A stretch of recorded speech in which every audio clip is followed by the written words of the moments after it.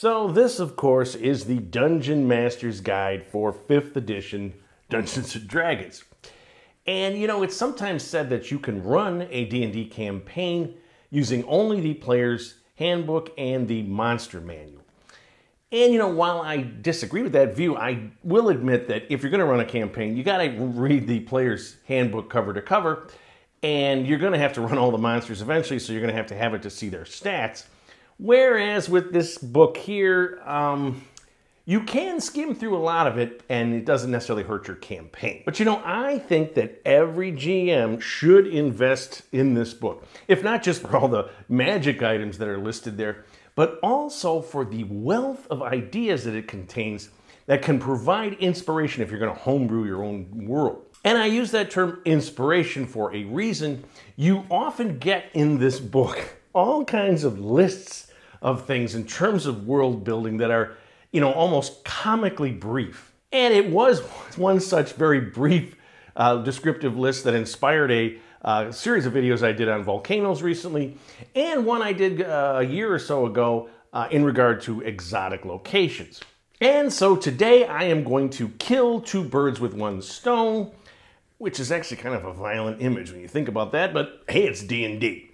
First, I'm going to demonstrate how you can flesh out the various lists and things that are provided in the Dungeon Master's Guide, but also I'm going to be continuing my series on D&D cliches and how to shape those up. Because as every GM knows, you gotta be multitasking all the time.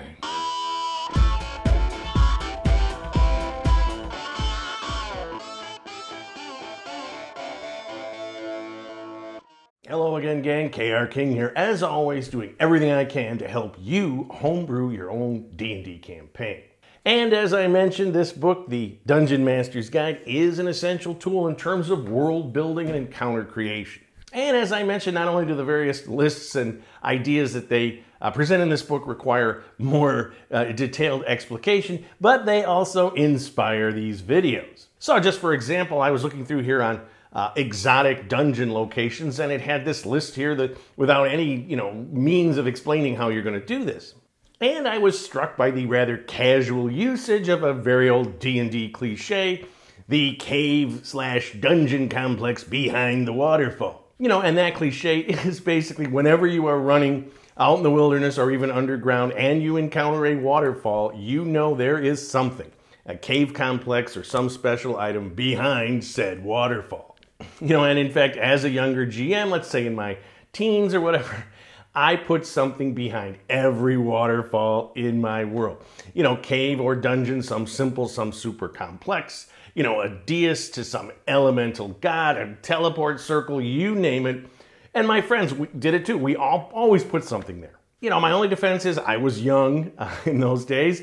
And also maybe it wasn't as big of a cliche in the beginning time of D&D. But like all cliches, that one has a reflection of truisms about the real world. In terms of waterfalls, its status as a geological feature in the real world, and also its connection, to myths, religion, and fantasy literature.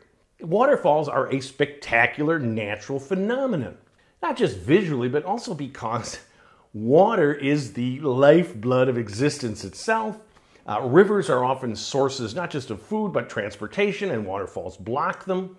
At times, waterfalls serve as geological boundaries to things. Waterfalls, defy disparate land masses in terms of levels of elevation. And so for these reasons, waterfalls have often been considered sacred sites by, cultures across the globe for all of recorded history.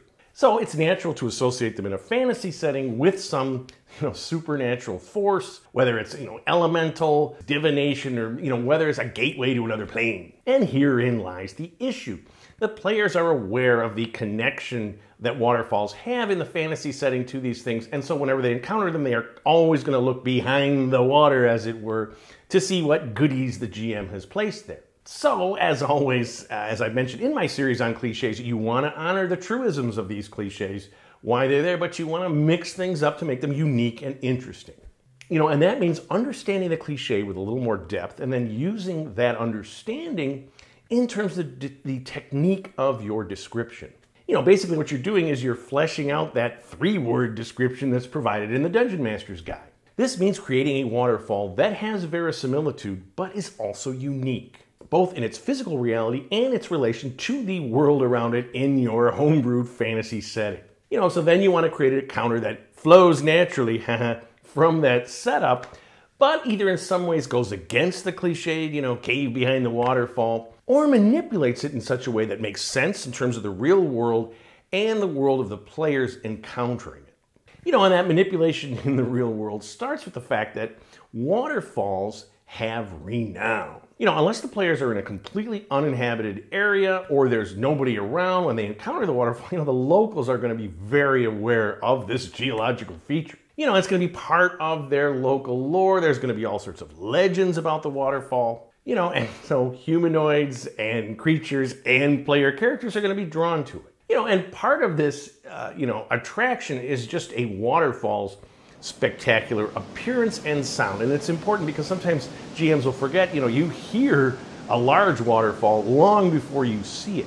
And again, if the players already know about the waterfall, when they hear it, it's not that big a deal. They just know, oh, we're on the right track. But if they have no idea that it's coming and they begin to hear something rumbling, there might be visual cues, a mist off in the distance, very effective. Now, the auditory and visual component of a waterfall is going to be affected by the type of falls and the volume of water flowing over it. And the simplest definition of a waterfall is a river or creek that flows over a change in elevation. And I say river or creek because of volume. If you have snow melt, like in the Yosemite, you'll have just a creek that kind of flows over. Whereas the classic block waterfall, like Niagara Falls, is a huge volume of water, 75,000 gallons per second. That's a lot of water. So, of course, you want to make sure that the area around the waterfall supports its existence in terms of the features, elevation and whatnot. All right, so I'm going to give a couple examples of types of waterfalls and ways in which you can integrate them. All right, so let's start with your classic block falls, Niagara Falls in the United States, and, excuse my pronunciation here, Hongshu Falls in China. And these arise from a very wide river flowing over a shelf in the terrain. And these are the falls that we most associate having caves behind them. The Chinese cave that I mentioned has a very famous water curtain falls just behind them. Niagara Falls, there's 3 falls there. The smaller of those falls had a very famous cave that was demolished 100 years ago, but again, tourists went there all the time. So when the players approach falls like this, they're going to hear them from a long ways away. They're going to see mist.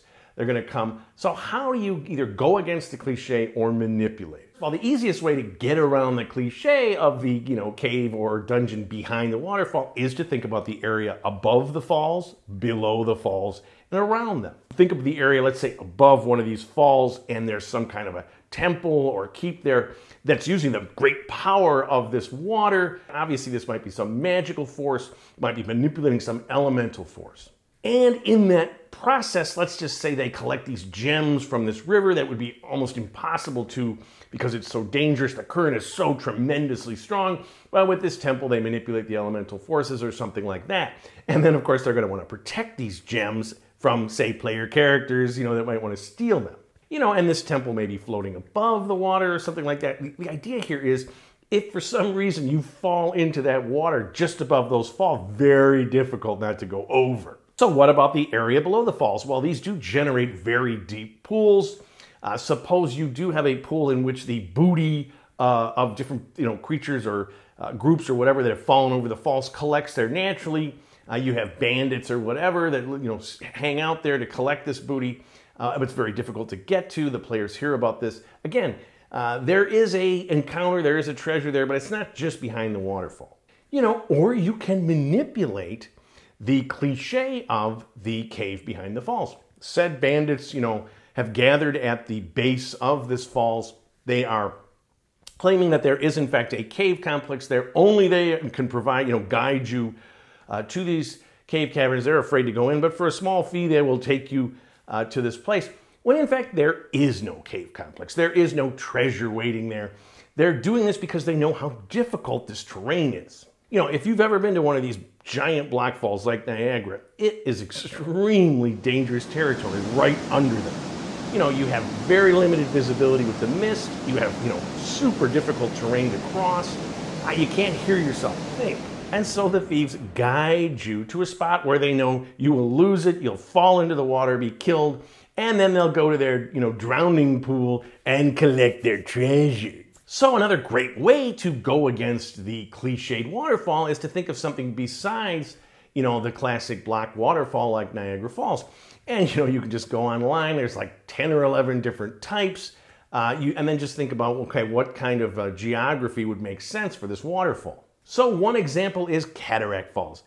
And one of the most famous is Victoria Falls between Zimbabwe and Zambia.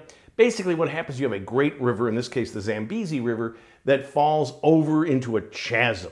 So this means not only do you have a very broad and powerful waterfall, but you have a tremendous gorge at the bottom. And gorges are always a great, adventuring environment because of the difficulty, in moving in the terrain, the lack of visibility, all that stuff, and the threat of being, falling into a class 5 rapids. Another cool feature that Victoria Falls has that you can incorporate is what's called the Devil's Pool. And it's an area of calm water right at the edge of the fall itself, so you can sit in this pool and look over the 300-foot drop. So in a D&D setting, this pool will be a perfect spot as an entrance point into, a labyrinth of underwater caves that perhaps eventually air pockets come up and whatnot.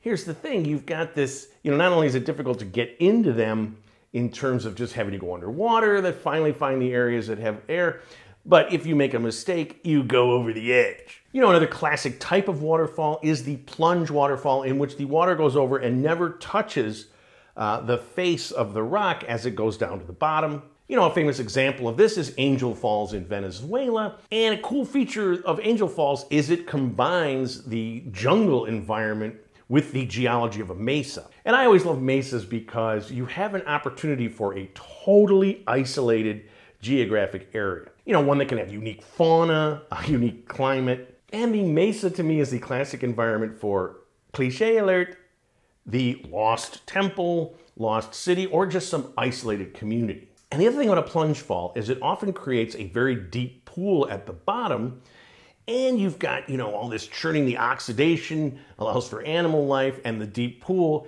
creates the perfect, environment for a super high challenging lair. So what you're doing in all these cases is you're taking a very brief, 3-word prompt in the Dungeon Master's Guide behind a waterfall and thinking about the geology of, the area surrounding the waterfall, the volume of water, the type of waterfall, and then applying that to the game mechanics of D&D and the traditions of fantasy storytelling. Here's the thing, none of this is given in the manual itself. It just gives you the kernel of an idea, and then you've got to do a little bit of research, a little bit of work to flesh things out. And just from writing and whatnot, a prompt can sometimes be more fruitful than some detailed idea because it doesn't restrict you. The other thing is when they go into great detail, let's say some of the magic items that they list in the book, I often think, oh, that's a little deadly, or I'm going to homebrew that, I'm going to take 1 or 2 of the ability, I'm going to change things up. And this is the thing, that's the beauty of fluff, as they say. It's the crunch. The players are worried about their stats, character, what spells they get, blah, blah, blah. They're not so worried about the DMG stuff.